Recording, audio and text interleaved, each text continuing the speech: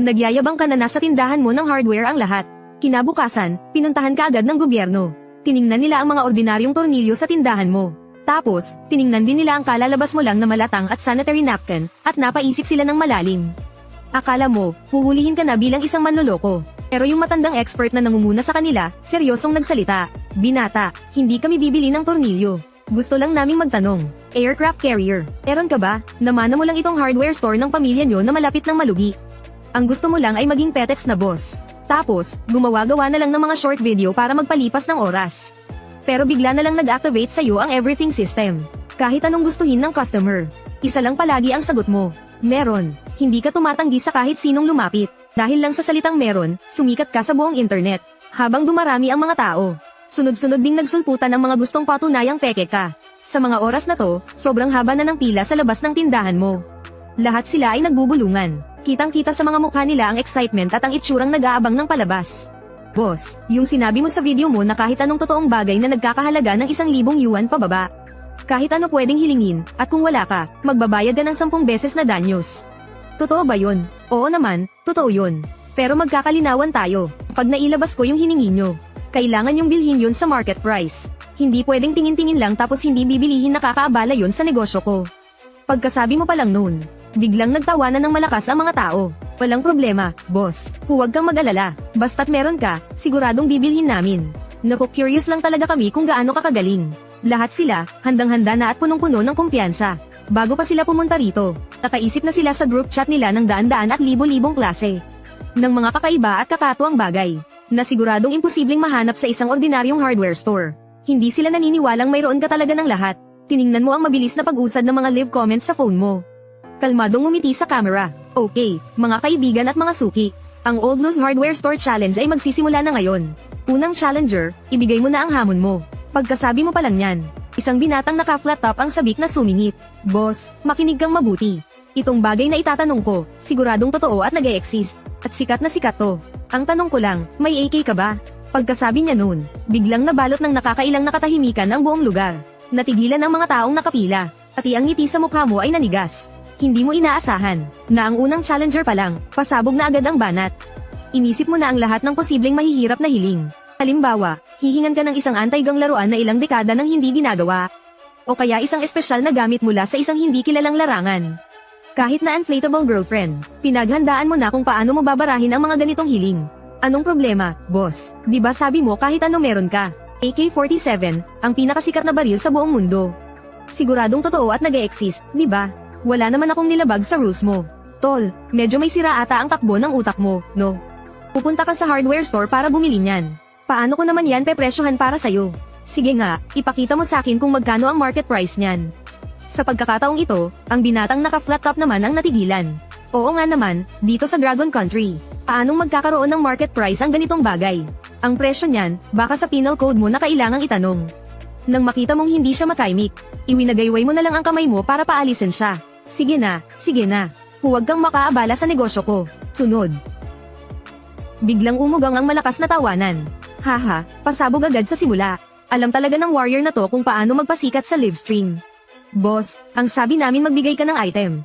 Hindi yung bibigyan mo kami ng tanong na may parusang 3 taong kulong. Kung meron man talaga siya, maglalakas loob ka bang bilhin? Habang naghahanda kang salubungin ang susunod na customer, yung malamig na boses ng system sa isip mo ay biglang lumitaw. Ding, na-detect ang pangangailangan ng customer, AK-47 automatic rifle. Ang produkto ay nalikha na sa espesyal na safety box sa bodega. Nais mo bang kunin ito? Dali-dali kang sumagot sa system sa isip mo gamit ang buong lakas. Sira ulo ka ba? Meron talaga nito. Kahit meron ganyan, hindi ko naman pwedeng ibenta. Gusto mo ba akong mamatay ng maaga? Diretso kulungan para kumanta ng rehearse na bakal, ganun ba? Bawiin mo dali, bawiin mo. Pinawi na ang produkto. Tila may bahid ng pagdaramdam ang boses ng system. Huminga ka ng malalim, at pinakalma ang kumakabog mong dibdib. Sumigaw ka sa labas, next. Dahil sa nangyari sa unang matapang na customer. Ang pangalawang customer ay mukhang mas normal. Isa siyang lalaking nakasalamin na may itim na frame. At mukhang estudyante sa kolehiyo. Itinulak niya pataas ang kanyang salamin. At nagtanong ng may bahagyang mapanlokong ngiti. Boss, may malatang kayo rito. Nang marinig ang tanong na yon, muling nagtawanan ng mga tao sa shop at sa livestream. Hahaha, grabe ang plot twist. Mula AK, naging malatang. Ang galing ng naisip niya. Perfect score para sa akin. Tingnan natin kung anong isasagot ng boss ngayon. Imposible namang may kusina pa siyang tinatago sa bodega, di ba? Pero, sa gulat ng lahat, tiningnan mo lang ng walang emosyon ang lalaki. At mahina hong binitawan ang klasikong salitang iyon. Meron. Muling tumahimik ang lahat, at ang ngiti sa mukha ng lalaki ay natigilan. Meron. Hindi siya makapaniwala sa narinig niya. Tumalikod ka at pumasok sa bodega. Sinunod mo ang gabay ng system. At mula sa isang insulated box sa isang sulok, kinuha mo ang isang malaki at magandang pagkakabalot na takeout box. At asterisk vlog, inilapag mo ang takeout box sa counter. Ito yung in-order ko lang kanina para sa almusal. Hindi ko pa nga nakakain. Deluxe set to, may dagdag na 5 serving ng fatty beef. 3 serving ng tripe, sari-saring bola-bola at gulay. Ang presyo nito sa labas ay 100. Yung lalaki, tulalang tulala. Tinitingnan niya yung nasa harap niyang siksik sa laman. At napakabangong malatang. Pakiramdam niya, gumuho ang buong mundo niya. Nanginginig na nagbayad yung lalaki. Hawak-hawak ang mabigat na malatang. Umalis siya sa pila na litong-lito ang itsura. Kahit paglabas niya ng pinto ng tindahan, lumingon-lingon pa rin siya. Gusto niyang maintindihan kung anong klaseng hardware store ba talaga ito. Ting, asterisk, nakabenta ng deluxe version na malatang. Nakakuha ng 100 Longwo currency at 120 business points. Napangiti ka sa isip mo, hindi ka lugi sa bentahang to. Ang katumbas na presyo ng malatang na to sa system store ay 50 business points lang. Walang emosyon mong tiningnan ang mga tao. Next, dahil sa dalawang naunang halimbawa, yung mga sumunod na tao ay halatang naging mas maingat at mas tuso. Isang lalaking nakasuot ng mga usong brand. At may dilaw na buhok ang lumapit na may mapang asar ng ngiti. Boss, yung mga nauna kanina, masyadong pambata. Isa lang ang itatanong ko. May napkin ba kayo? Pagkasabi niya ng tanong na yon, nagtawanan ng malakas ang mga lalaki na parang nagkakaintindihan. Habang yung mga babae naman, sabay-sabay na umirap. At yung mga comment sa livestream, nagwala na talaga. Hahaha, grabe to. Mas imposible pa yung bibili ng napkin sa hardware store kaysa sa malatang. Ibang level naman tong isang to. Wala nang hiya, manalo lang. Imposibleng may mailabas pa ang boss ngayon. Kung meron pa rin ito, kakainin ko ang screen ng cellphone ko dito mismo. Pero ni hindi ka man lang kumunat ng noo. Sinabi mo pa rin yung klasikong linya mo. Meron. Pagkasabi mo nun, kalmado kang tumalikod ulit at pumasok sa bodega sa likod. Pagkaraan ng ilang sandali, hawak-hawak mo ang isang kahon na halos kalahati ng tangkad mo habang papalabas ka. Sa loob, maayos na nakasalansan ang iba't ibang brand at klase ng sanitary napkin. Pang-araw, panggabi, extra long na panggabi, cottony, at mesh kumpleto sa lahat. Dapat sana, mga stock mo to na ibibigay sa girlfriend ko. Pero dahil kailangan mo, sayo ko na lang muna ibebenta. Huminto ka sandali, habang tinitingnan ang natulala ng binatang kulay dilaw ang buhok. At sinabi mo ang presyong halos ikalabas ng kaluluwa niya. 800 lahat. Agad na namutla ang mukha ng binatang dilaw ang buhok. Ito pa naman yung pinag-isipan niyang mabuti. Yung akala niyang siguradong alas niya. Kung meron ka, okay lang sana. Pero bakit ang dami-dami naman? At isang buong malaking kahon pa. Putanjay na, ilang girlfriend ba talaga meron ka? Hindi ko naman sinabing isang kahon ang bibilhin ko ah. Wala naman akong sinabing bilhin mo yung isang kahon. Ang binibenta ko sa'yo ay isang buong kahon. Tinanong mo ako kung meron ako. Nilabas ko na, kaya kailangan mo ng bilhin.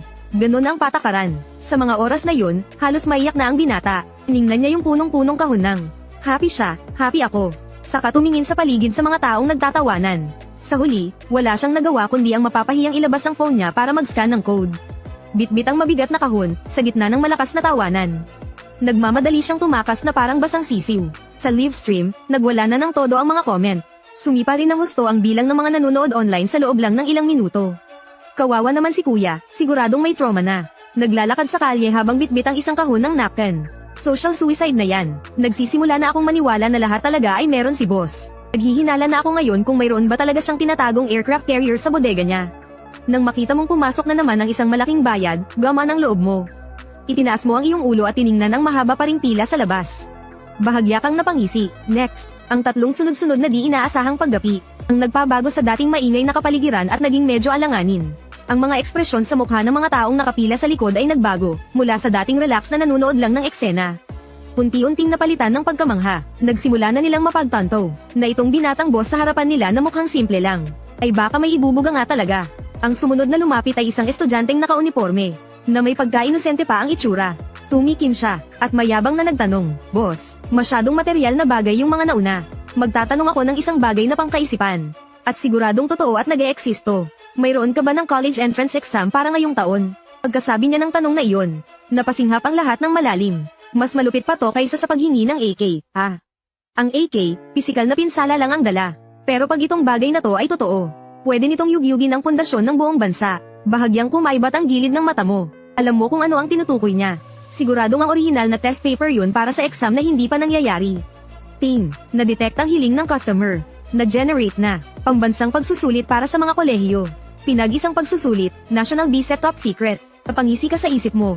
Alam mo syempre na hindi mo pwedeng tapakan ang linyang yan. Pero mas alam mo kung paano pa iikutin ang usapan. Tiningnan mo ang estudyanteng puno ng pag-asa ang mukha. At tumango, kalmado pa rin ang iyong itsura. Meron, bago pa man magpakita ng sobrang tuwa ang estudyante. Agad mong idinugtong, mga totoong test paper mula sa mga nakaraang college entrance exam. Meron ako niyan mula pa noong pinakaunang taon na nagkaroon ng ganyan. Garantisadong authentic, at may kasama pang detalyadong paliwanag sa mga sagot. Bakit? Huwag mong sabihin ang gusto mo ay yung hindi pa nagaganap na exam. Tol, hindi tayo gumagawa ng mga bagay na labag sa batas. Makalipas ang ilang sandali, mula sa bodega sa likod, lumabas ka na tulak-tulak ang isang maliit na kariton na puno ng mga libro. Klang, huminto ito sa harap ng estudyante. Ay ho, dahil nakikita kong uhaw na uhaw ka sa kaalaman. Sadyang kinumpleto ko to para sa'yo. Kapag natapos mo to lahat, siguradong sigurado ka nang makakapasok sa universidad. Kamakawin na sa'yo ang 578,112. Sakto, 1,000. Agad na sumama ang mukha ng estudyante. Tinitingnan niya ang tambak sa kanyang harapan. Ng mga workbook na halos ikabaon na niya. Nagsisimula ng umugang ang isip niya. Pumunta ako rito para maghanap ng shortcut. Hindi para pahirapan pa ang sarili ko. Pero nasabi na niya ang mga salita. Habang nakatitig sa kanya ang lahat, wala na siyang magagawa para bawiin yun. Sa huli, para siyang iiyak na. Nanginginig na nag-scan ng code para magbayad. At sa gitna ng mga maawang tingin ng lahat, iniisip niya kung paano niya may uuwi ang bundok ng kaalamang ito. Habang pinapanood mo siyang naglalakad palayo, tuwang-tuwa ka pa sa loob-loob mo. Sa pagkakataong ito, hindi ka lang kumita ng pera at mga puntos. Matagumpay mo pang natulungan ng isang naliligaw na landas na estudyante na makabalik sa tamang daan. May tuturing na ring pagtulong sa kapwa. Ang susunod, nagpapatuloy ang hamon. Isang lalaking nakasuot ng jacket. Isang middle-aged na lalaking nakapamada ang buhok. Ang mayabang na pumasok sa loob. Boss, wala nang paligoy-ligoy pa. Diretsuhin mo na. Bigyan mo ako ng 5 karton ng liken. Pagkasabi niyan, mayabang siyang suminghal. Pwede bang magbenta ng sigarilyo ang isang hardware store? Siyempre hindi, nangangailangan ito ng lisensya sa pagbebenta ng tabako. At napakahigpit ng proseso ng pagkuha at pag-aproba ng ganitong klaseng permit. Paano naman makakakuha niya ng isang hardware store? Sa usaping legal, wala ka ng lusot dyan. Para bang nakikita na niya ang nahihirapang ekspresyon sa mukha mo. At ang eksena kung saan wala kang magawa kundi maglabas ng 10,000 pisong danyos. At totoo nga, pagkarinig mo sa tanong, sandali kang natigilan. Bahagyang kumunat ang iyong noo. Natukoy ang request ng customer. Sigarilyong Liken Yazaihu, 5 kopya ng Tobacco Monopoly Retail License, nagawa na. Nangangailangan ng 5,000 business points para makuha. Sapat ang kasalukuyang business points ng host. Kunin. Walang pag-aalinlangan mo itong piniling kunin. Kaya naman, habang nag-aabang ang lalaki, ang sagot mo ay muling ikinagulat ng lahat. Meron alternasyon. Ano? Hindi makapaniwala ang lalaki. Pati ang mga tao roon at ang mga netizens sa livestream ay natulala. Buisit, meron din siya nito. Nasisiraan na ba siya? Naglakas loob pa siyang magbenta ng sigarilyo. Ayaw na yatang mabuhay ng boss. Meron ba siyang lisensya para magbenta ng sigarilyo? Hindi pwedeng basta-basta magbenta niyan. I-report na yan, I-report na yan. Hindi mo pinansin ang pagkagulat ng lahat. Sa pagkakataong ito, paglabas mo mula sa bodega.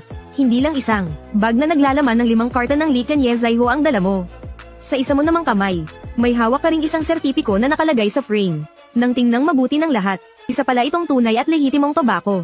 Monopoly Retail Permit. Ang pangalan ng kumpanya na nakasulat ay mismong Laulu Hardware Store, at ang legal representative, si Lufei. Ang petsa ng pag-issue ay kahapon lang. Nga ang lahat, halos lumuwa na ang mga mata ng middle-aged na lalaki. Kinuha niya ang sertipiko, at pinagbali-baligtad ito, pero mapaselyo, font, o numero. Wala siyang makitang kahit anong mali.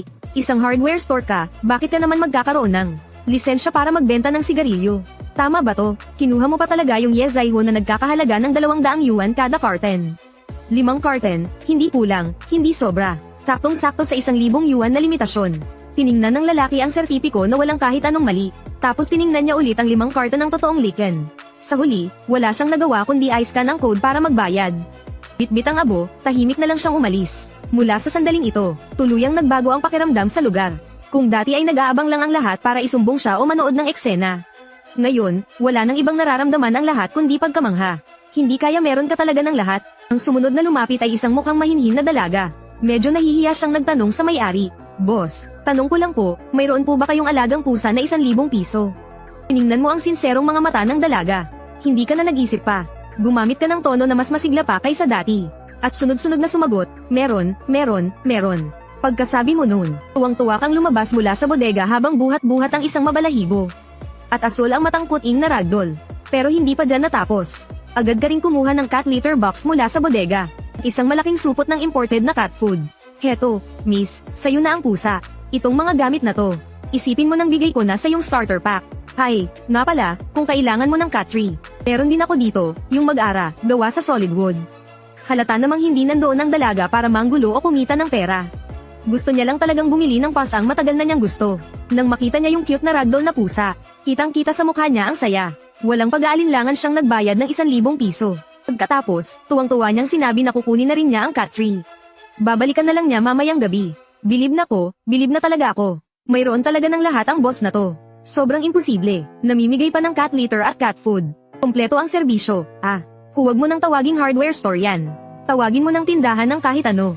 Mula noong nangyari yung sa pusa, ang mga hamon sa'yo ay lalong naging kakatwa at hindi ka panipaniwala. Pero gaano man ka-imposible ang mga tanong. Isa lang palagi ang sagot mo. Lumipas ang bawat minuto at segundo. Mabilis na umikli ang pila sa harap ng hardware store ni Old Luo. Bawat isang lumalabas galing sa tindahan, ay may bitbit na mga bagay na akala nila ay imposibleng mabili. Ang bilang ng mga nanonood sa livestream, ay nadala na rin sa emosyong ito, na parang sumakay sa isang rocket. Mula sa halos 10,000 sa simula, tuloy-tuloy itong umakyat. At sa huli ay nanatili sa 50,000. Bumuhos na parang alon ng hindi mabilang na atensyon at mga regalo. At sa kasagsagan ng excitement sa livestream, isang di magandang comment ang biglang lumitaw. Gawa-gawa lang yan. Paanong magkakaroon ng ganyang karaming gamit ang isang hardware store? Gamitin nyo naman mga utak nyo. Ang comment na ito ay parang isang maliit na bato, na inihagis sa kumukulong mantika. Agad itong lumikha ng malaking gulo. Oo nga, siguradong mga bayarang aktor lang yan. Kundi, hardware store na nagbebenta ng malatang at napkin. Sobrang peke. Sa wakas, may nagsabi na rin yan. Matagal ko nang pinagdududahan yan eh. Imposibleng lahat ng hilingin, mayroon sila. Kung anong hilingin, mayroon agad halatang scripted. May mga malapit ba dyan? Taga-kabilang syudad ako. Di ko na to may sakmura. Sinong gustong sumama sa akin para puntahan yan at ilantad ang panloloko? Nang lumabas ang comment na nananawagang ilantad ang panloloko, agad itong umani ng maraming suporta. Sa isang iglap, sari-saring grupo tulad ng Yangcheng Fake Busting Vanguard at Expose the Script, at mga chat group ng maliliit na team, ay nagsulputan na parang mga kabute. Nagsimula silang magmula sa iba't ibang direksyon, patungo sa Yangcheng City, papunta sa maliit na hardware store na ito sa lumang distrito. Pero ikaw, wala kang kaalam-alam dito. Hahatid mo lang sa huling challenger kaninang umaga. Si 000, habang tinitingnan ng mahabang listahan ng mga natanggap na bayad sa kanyang mobile banking. At habang dinarama, ang 10,000 business points na biglang dumami sa isip niya. Halos hindi na niya maisara ang kanyang bibig sa kakatawa. Yayamanan na talaga ako ngayon. Hanggang sa kinuha mo ang iyong baso ng tubig para sana magpahinga. Doon mo lang napansin ang iyong phone screen na puno ng pagdududa at paninira. Manloloko, di man lang galingan ng pagkakascript. Puro butas. Abangan ko pagkalugi mo mamaya. Natigilan ka sandali, at agad mo ring naintindihan. Pinagmasdan mo ang mga galit na comment.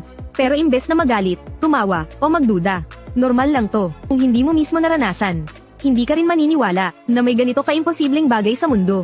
At para sa'yo, ang mga pagdududang ito ay hindi isang problema, kundi isang mas malaking pagkakataon. Tumikim ka, saka humarap sa livestream camera, at ngumiti ng puno ng kumpiyansa at panatag. Mga kaibigan, nakita ko lahat ng mga pagdududa nyo sa comment section. Naiintindihan ko ang pag-aalinlangan ninyo.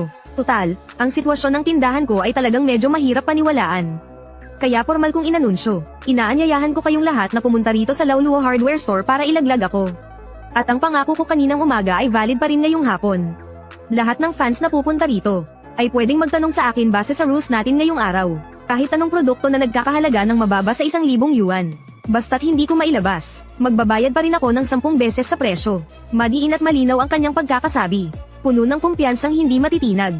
Yung mga nasa livestream na kanina pa nagsisigaw na impostor daw ako, ay natigilan ng marinig ang sinabi mo. Putep, ang lakas ng loob niyang mag-imbita. Desperado na ba to? O talagang may alas lang siya? Hindi ba siya takot na puntahan talaga natin siya? At limasin ang laman ng tindahan niya. Nang marinig nila ang hayagan mong paghamon sa livestream, yung mga dating nag-aalinlangan pa, yung mga netizen na inaalala ang layo ng biyahe, ay biglang hinamon ang pagkatao. Kailangan nilang pumunta, kailangan nilang makita mismo kung may ibubuga ka nga ba talaga, o puro ka lang yabang. Pagkatapos mong sabihin ng matapang na paanyayang iyon, walang ano-ano'y pinatay mo ang livestream. Hindi sa takot ka, kailangan ko lang ng kaunting oras para ay proseso ang lahat ng ito. Ang kinita ko ngayong umaga ay parang isang panaginip, habang tinitingnan mo ang mahabang hilera ng mga numero sa iyong cellphone. Hindi mo mapigil ang mapangiti ng malapad na parang isang batang 200 pounds ang bigat. Mahigit 20,000 kumita ka ng mahigit 20,000 sa loob lang ng isang umaga. Mas malaki pa yan sa kinikita mo sa buong taon sa pagbabantay dito sa sirang-sira mong tindahan. Habang tinitingnan mo ang iyong balance na naging 5-digit na. Isang pakiramdam ng seguridad na hindi mo pa naramdaman kailanman ang bomb alert sa iyong puso. At habang iniisip mo iyon, bigla kang may naisip na isang tanong. System, nakakabili sa akin ang mga customer. Paano naman ako bilang host? Pwede rin ba akong bumili sa'yo para sa sarili ko? Team, pwede, basta may sapat na business points ang host. Kahit anong produkto sa loob ng system store, ay maaari ninyong i-redeem para sa sariling gamit. Ang exchange price ay kapareho ng cost price ng mga produktong ibinebenta ninyo. Agad na nagningning ang iyong mga mata. Agad mong naalala ang matapang na customer kaninang umaga na gustong bumili ng AK. At ang notification ng system na nagsasabing nag-generate na ang produkto. Grabe, ang lakas talaga ng loob ng system na to na magbenta ng kahit ano.